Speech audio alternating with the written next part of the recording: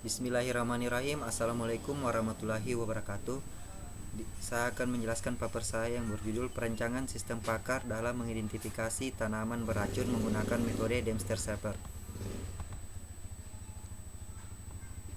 Tabel 1. Gejala tanaman beracun. Di sini ada nomor, kode, dan gejala. Nomor 1 G1, gejalanya berduri. Nomor 2 kode G2, gejalanya warnanya mencolok. Nomor 3 kode G3, gejalanya berbulu. Nomor 4 G4, gejalanya memiliki getah kental dengan warna bervariasi. Nomor 5 kode G5, gejalanya memiliki bau menyengat. Dari tabel dapat dilihat gejala-gejala dari tanaman beracun. Maka setelah itu penulis memasukkan bobot atau terminologi kepastian dari gejala yang ada. Tabel terminologi dapat dilihat pada tabel 2. Tabel 2 terminologi kepastian, di dalamnya ada nomor, keterangan, dan nilai. Nomor 1 keterangan tidak dengan nilai 0. Nomor 2 keterangan tidak tahu dengan nilai 0,1. Nomor 3 keterangan sedikit yakin dengan nilai 0,2. Nomor 4 cukup yakin dengan nilai 0,6. Nomor 5 keterangan yakin dengan 0,8. Nomor 6 sangat yakin dengan nilai 1. Dari hasil wawancara penulis dengan pakar, maka didapatkan data analisa gejala tanaman beracun yang dapat dilihat pada tabel 3. Data analisa gejala tanaman beracun. Kode A1 gejala berduri, bobot 0,8. Kode A2 gejala warnanya mencolok, bobot 0,6. Kode A3 gejala berbulu, bobot 0,8. Kode A4 memiliki getah kental dengan warna bervariasi, bobot 0,4. A5 memiliki bau menyengat, bobot 0,2. Terminologi kepastian: tidak pasti 0, tidak tahu 0,2, kurang pasti 0,4, cukup pasti 0,6, hampir pasti 0,8, pasti 1,0. Pada contoh ini akan dicari persentase kemungkinan dari penyebab tanaman beracun. Kemudian menggunakan perhitungan Dempster-Sapper. Contoh kasus tanaman beracun. Susi melakukan diagnosa dengan menjawab pertanyaan sesuai dengan gejala sebagai berikut.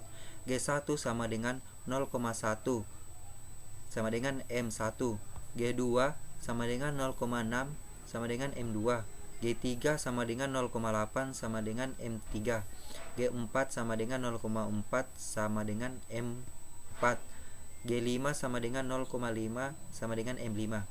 Apabila diketahui nilai kepercayaan setelah dilakukan observasi dengan tanaman beracun sebagai gejala berduri, M1 G1 sama dengan 0,8, M1 sama dengan 1,0,8 sama dengan 0,2. Setelah itu muncul gejala kedua, yaitu warnanya mencolok. M2 G2 sama dengan 0,6, M2 sama dengan 1, 0,6 sama dengan 0,4. Munculnya gejala baru, maka harus dihitung densitas baru untuk beberapa kombinasi M3. Untuk memudahkan perhitungan, maka dimasukkan ke dalam tabel. Tabel 5, perhitungan 2 gejala. G1 0,8, G2, G1, G2 0,48, G1 0,24. Sehingga dapat dihitung M3 G1, G2 0,48 dibagi 1 kurang 0,616 sama dengan 0,32. M3 G2 sama dengan 0,24 dibagi 1 kurang 0,16 sama dengan 0,28. M3 G1 0,24 dibagi 1 kurang 0,16 sama dengan 0,28 sama dengan M3 sama dengan 0,16 dibagi 1 kurang 0,16 sama dengan 0,19. Dari hasil perhitungan nilai densitas M3 kombinasi di atas dapat dilihat bahwa gejala pertama yaitu berduri G1 sama dengan 0,8. Namun setelah ada gejala kedua yaitu warna mencolok, G2 sama dengan 0,6. Sedangkan nilai G1, G2 sama dengan 0,32. Jadi dari perhitungan di atas, nilai densitas yang paling tinggi adalah M3. G1, G2 sama dengan 0,32. Jika kemudian terdapat gejala lain yaitu M4, G4 sama dengan 0,4. M4 sama dengan 1 kurang 0,4 sama dengan 0,6. Dengan munculnya gejala baru pada memiliki getah dengan warna yang kental, maka harus dilakukan perhitungan densitas baru. Untuk kombinasi M5, untuk menggunakan perhitungan maka himpunan dimasukkan ke dalam tabel. Tabel 6, perhitungan 3 gejala.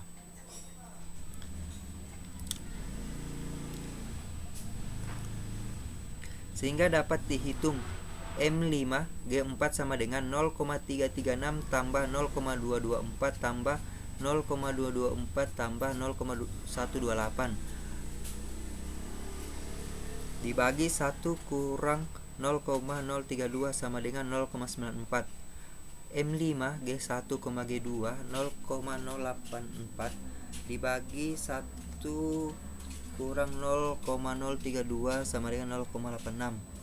M5 G2 0,056 dibagi 0 kurang 0,032 sama dengan 0,057. M5 G1 sama dengan 0,056 dibagi 0 kurang 0,032 sama dengan 0,057.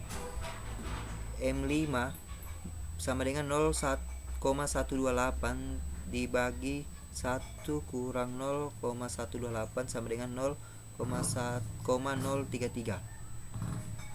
Dari hasil perhitungan nilai densitas M5, kombinasi di atas dapat dilihat bahwa dengan hanya terdapat gejala MG1 sama dengan 0,28. Namun setelah ada gejala lain yaitu berbulu, maka nilai MG1 sama dengan 0,057, nilai MG2 sama dengan 0,28. Setelah ada gejala berbulu G2, maka 0,057 nilai MG1, G2 sama dengan 0,4. Dan setelah ada gejala lain MG1, G2 sama dengan 0,086. Dengan perhitungan 3 gejala ini, maka nilai densitas yang paling kuat adalah MG4 sama dengan 0,94. Dari perhitungan ketiga gejala di atas, maka hasil dengan nilai probabilitas paling tinggi adalah MG4 dengan nilai 0,94 bila dipresentasikan yaitu 94%. Sekian dari saya. Wassalamualaikum warahmatullahi wabarakatuh.